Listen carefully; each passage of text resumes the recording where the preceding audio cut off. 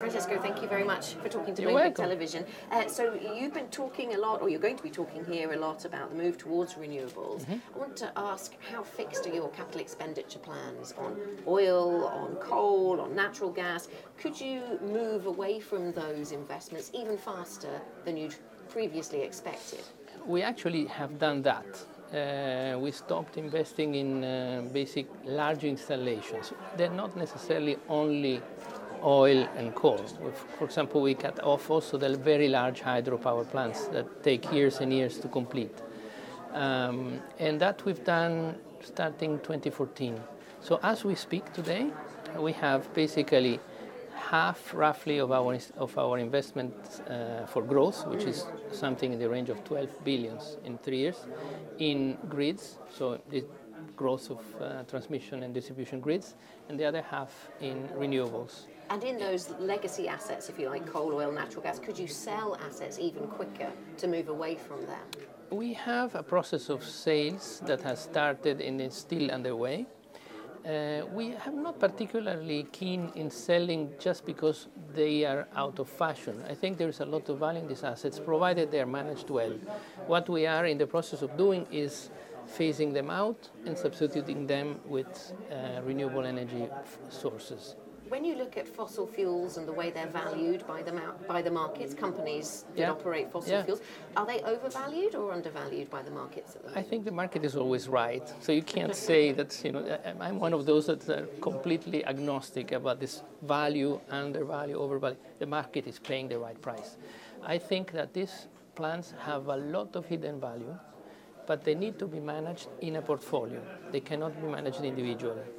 I wanted to ask you about the price of coal. We've seen the Chinese supporting the price of coal in their region. Are you concerned that European coal and power prices could be affected, could come back down if you see the Chinese stop supporting coal prices? Yes, they would, probably. Yes, and I would say certainly coal prices would go down if Chinese stop keeping them up. To what extent do you fear that that's likely? I think it's likely in the next couple of years, not right away. And do you plan for a lower coal price then? We have a position on coal that is going forward 2 years. So we hedge 2 years forward, and the market doesn't take more than that. And I think as far as we can, we have hedged. In terms of your Italian markets and looking at some of the threats to the business there, are you concerned that regulators might want to push more competition into what you're doing in Italy? I think there is already about 300 different players on retail, and that's a big competitive landscape.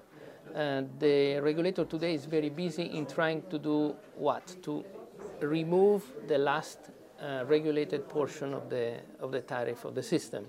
So they have all the intention and incentive to have a healthy free market and a very competitive one, and they have one. In fact, other players are coming into Italy because it seems kind of a very open field. So I don't see that at all. I see indeed the regulator trying to remove the last regulated portion of the market rather than the other way around, re-regulate it back. One thing that the competition regulators are doing in Italy is looking at alleged anti-competitive practices in Italy. Do you have any concerns about where those investigations might go?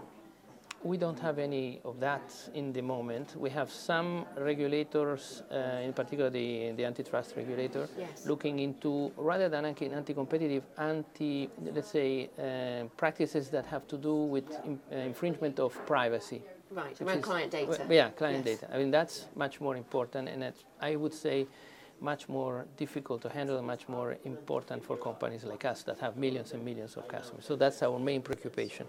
The management of customer data. Are you talking to those regulators? Yes, of course. Involved in that investigation? Yeah. And just finally, I spoke to one European commissioner who was telling me that the EU is forging ever closer ties with China as America steps away from the Paris Accord, forging ties with China on climate change. Yeah. Is that something that translates from that macro level down to the micro level? Are you building closer relationships eastwards, not westwards? If you remember, the relationships with China were first forged by the US when Mr. Obama and Xi Jinping had this deal about the Paris Agreement, just prior to the Paris Agreement, and Europe was surprised about it. So I think Europe today has a chance to kind of catch up a bit with China, and I think it's fair that this is done. I think China is very vocal and very determined in pushing for a fight against greenhouse gases and climate change. So we think it makes sense, and I think it should be pursued. You think the Chinese are leading the climate change debate, the dialogue? I think they're basically getting into all the void spaces that are left around. So I think they're doing the proper thing. And by the way, I believe they have a lot of reasons for doing that. If you travel to Chinese cities and into the mainland, you see the need for readdressing climate from the Chinese standpoint. So they do the right stuff. Okay, thank you very much. Thank you.